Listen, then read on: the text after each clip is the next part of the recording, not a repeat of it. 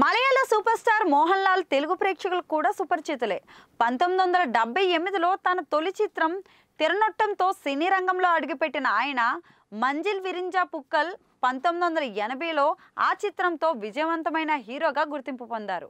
నాటి నుంచి అలరిస్తూ వస్తూ ప్రేక్షకుల హృదయాల్లో చెరగని ముద్ర వేసుకున్నారు. కేవలం మలయాళంలోనే కాకుండా తమిళ, హిందీ, తెలుగు సినిమాల్లో కూడా నటించి ప్రేక్షకుల్లో గుర్తింపు పొందారు.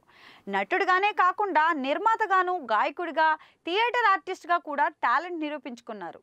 ఇప్పటికే జాతీయ ఉత్తమ నటుడిగా పలుమార్లు అవార్డు దక్కించుకున్న ఆయనకు భారత ప్రభుత్వం 2001లో పద్మశ్రీ, 2019లో పద్మభూషణ్ పురస్కారాలతో సత్కరించింది. ఇక రీసెంట్గానే ఆయన నటించిన ఎంపురాన్, తుడరం చిత్రాలు రిలీజ్ అయ్యి బాక్సాఫీస్ వద్ద భారీ విజయాలైతే సొంతం చేసుకున్నాయి. అంతకుముందు తెలుగులో జనతా గ్యారేజ్ సినిమాలో నటించి మెప్పించారు.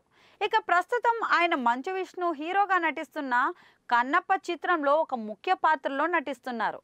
పాన్ ఇండియా రేంజ్లో విడుదల కాబోతున్న ఈ మూవీ త్వరలోనే ప్రేక్షకుల ముందుకైతే రానుంది. అయితే తాజాగా ఆయన భారతీయ నటుల్లో మరెవరూ సాధించని మరొక ఘనతనైతే సాధించారు.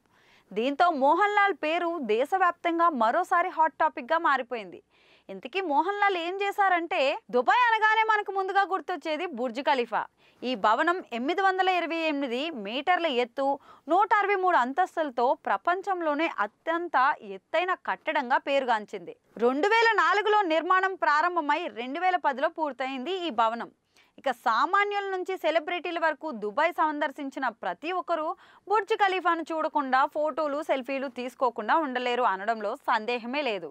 అయితే ఈ ఐకానిక్ భవనంలో కోటీశ్వరులు, సెలబ్రిటీలు ప్లాట్లు కొనుగోలు చేస్తుంటారు.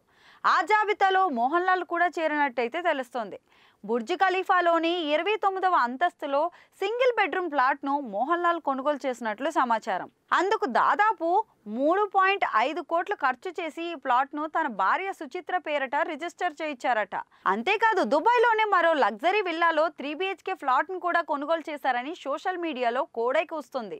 ఇక దీంతో బుర్జ్ ఖలీఫాలోని ఫ్లాట్ కొనుగోలు చేసిన ఏకైక భారతీయ నటుడుగా మోహన్ లాల్ అయితే రికార్డు సృష్టించారని ఆయన ఫ్యాన్స్ అంతా తెగ కామెంట్స్ చేస్తున్నారు.